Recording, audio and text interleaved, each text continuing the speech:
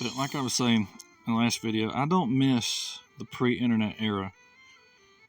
Nostalgia, the reason it exists is because of the emotional state that you were in during the time that you are nostalgic for. So for a lot of us, our childhoods were good, and so we have good memories associated with the past. And then you get older, and I've already talked about that before. Why things seem to get worse as you get older. It's because you have to work and things like that. But I don't really miss. I wouldn't go back because there's, you know, I like the internet commentary era, the video game commentary era. I like having entertainment at my fingertips that isn't television and all the commercials. Yeah, there's commercials, but they're not like television commercials used to be.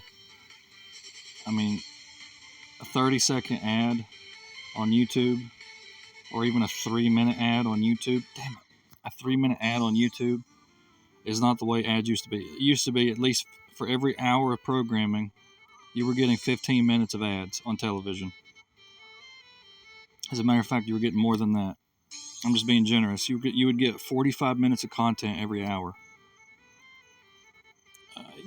Just no. Now, like I say, the video game, sure, you could play your video game without ads in it. I get it. But I wouldn't go back. I wouldn't go back. Now, if you could relive like your exact life and recapture your childhood perception that you're nostalgic for, okay, sure. But if you could just if you could, it wouldn't be the same. Like you go back to the '90s and you realize, wait a minute, the internet speed is in kilobytes. This sucks. Like the gasoline's got lead in it. It just wouldn't be what you think it is.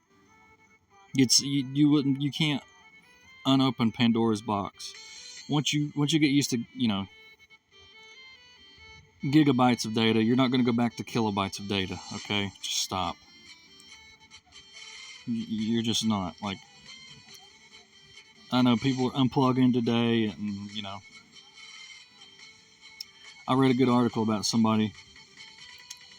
I don't know when it was written, but it was somebody was. I don't know. This was an old article somebody wrote where they lived in the city. Damn it.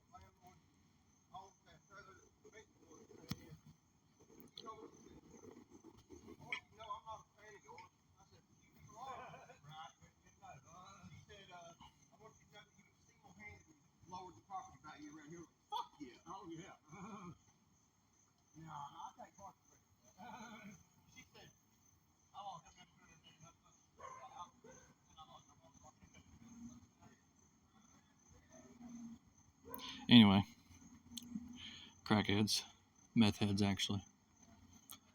But what was I saying? I wouldn't go back to the kilobit era. I wouldn't go back to the dial up or even pre dial up. No, I just wouldn't go back to that. I just wouldn't go back to that. So I honestly feel like maybe people need to start looking at the positives of the time that they live in. People are so nostalgic for essentially their childhood, and that's really what they're nostalgic for. Their perception of the past that was based on their maturity level, their age. That's what they're nostalgic for. They're not nostalgic for the actual physical nature of the past. They're nostalgic for how they felt back then. But I wouldn't go back to the kilobit era personally. I'm not even I'm not that nostalgic for 2D games. I'm playing a 2D game, sure, but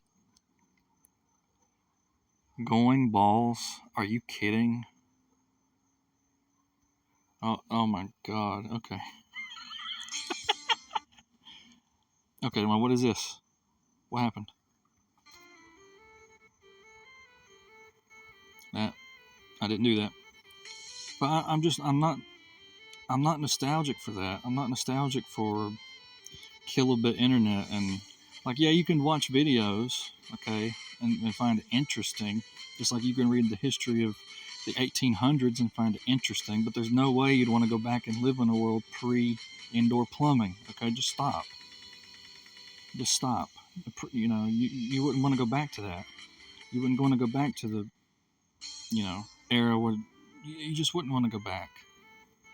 So, in my opinion, I think it's better to look at the positives of the generation that you're in. And for me, a big positive that I see is twofold. One, I like video. I like watching video. I like creating video. I like the fact that video games are no longer something that you just do in your room by yourself, maybe with a neighbor, but now you share it with the whole world and you can talk over it, talk about it. I think that's a really positive aspect of this generation and the previous generation, I guess, that people take for granted and they don't really appreciate. Angry video game nerd. I'm not saying I'm the biggest fan of his, but I do appreciate the fact that he's able to do that. I'm pretty sure he inspired a lot of people to start making video game content, video game commentaries, because he was doing it back in the damn 90s with VHS tapes. So, to me, I wouldn't want to go back to an era before video game commentaries because I really liked them, And people, damn it, boomers, I'm just going to call everybody older than me a boomer. They like to LARP about, oh, you wouldn't last in the old days. You wouldn't last without electricity. You wouldn't last without the internet. Yeah, you wouldn't last without a car. You really want to shovel horse manure? Do you want to repair a wagon axle? Do you want to live without penicillin? Shut up. That's just the dumbest argument in the world. It's the dumbest argument in the world. Do I want my video games without ads? Yes. Does that mean I want to shovel horse manure and repair wagon axles? No. Shut up. There's no perspective. There's no appreciation for today, and it's just I don't understand those people. Give me the video game commentary era any day of the week. I mean, I'm pretty sure there was a time. I was never the biggest gamer in the world, but I do remember a time. My cousin was a huge gamer, and he was the first one I knew that had online video game gameplay. Damn. And so I'd go over there and play, and I thought it was kind of weird to have people talking to you through your TV, I was like, what the hell is going on here? But it was amazing that, and back then I never watched a lot of YouTube. I didn't care, but something triggered in me to be like, that'd be kind of cool to somehow share this video game experience, permanently. Like I'm sitting here playing Call of Duty with a headset. People are talking to me through the TV, like that, and for some reason, it's like there's like a funny moment, and you're like, man, I wish other people were here to share that because there's only like 10 of us. I think that was the first seed planted where I was like, it'd be kind of cool to share funny things with people. But that was before I really understood YouTube and understood the technology behind it, understood recording video. But we live in an era where you can do that now. It used to be you just thought to yourself, man, I wish that we would have recorded that. You're hanging out with your friends, something really funny happens. You're playing a game, something really funny happens. You're playing a game and you wish you could talk about it to other people. But before YouTube, you couldn't. And camcorders were very expensive. We live in an era where everybody has a cell phone, everybody has a microphone, everybody has a camera, everybody can create a YouTube channel, everybody can create a gaming YouTube channel. Do you not see the era that you live in? Yeah, I get it. Political turmoil. It happened in the 70s too, happened in the 60s too, happened in the 50s too, happened in the 40s too, happened in the 1800s too, happened in the... Political turmoil never ends. So stop using that as an excuse to say that this generation sucks. And whatever you think about sexual orientations, read your Old Testament. It happened back then too. It's not new. Nothing is new under the sun. Ecclesiastes says that. Nothing is new under the sun. Okay, that doesn't mean video games are around in the Old Testament. It just means human nature doesn't change. So your what's the opposite of rose-tinted glasses? It's doom and gloom, skies falling attitude. I just don't understand. I would rather say, yeah, there's a lot of stuff I don't like, but use your block button. Use your block button. We're entering an era. We are entering an era where YouTube is not the only video hosting platform. Now, technically, it never was. You had Vimeo and all that. But we're entering an era where people realize you don't really need YouTube. Like, yeah, it's the biggest one in town. Yeah, it's the one that pays money. But you have people creating alternative video platforms, BitChute, PeerTube, whatever. So this future era of video sharing is going to be the best it's ever been. I don't think people really understand what's going to happen. I don't fully understand it either, but I don't think people really fully understand what's going to happen in the future with video. The potential future for video sharing. You think YouTube was big. Yeah, it was. But then they started censoring and isolating half of their people who use it. So now you have segregated video sharing platforms, which, sharing hate speech, whatever. Segregation in the market is always a good thing, because you have people who don't want 3D. You have people who don't want 3D games. They play 2D games. They're not going to play. You're going to get more specificity. That's what I'm trying to say. You're going to get more specificity in content creation and your ability to create content and your ability to consume content. Like, yeah, the old YouTube was great, sure, and it's changed a lot over the years. But then they started screwing things up. Did they clean a lot of it up? Sure. They got rid of a lot of the violent stuff? Sure. But then they screwed up, and now you have other video platforms who are going to go through the same thing. Like, hey, we don't want people hosting violent content on here, so we need to do something about it. And they're going to go through the same thing. It's like the first potato chip manufacturer, right?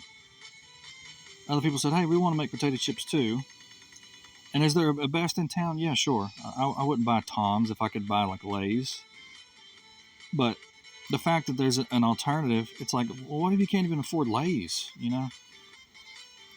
I just don't think it's a bad thing for there to be options. I just don't see that as a bad thing.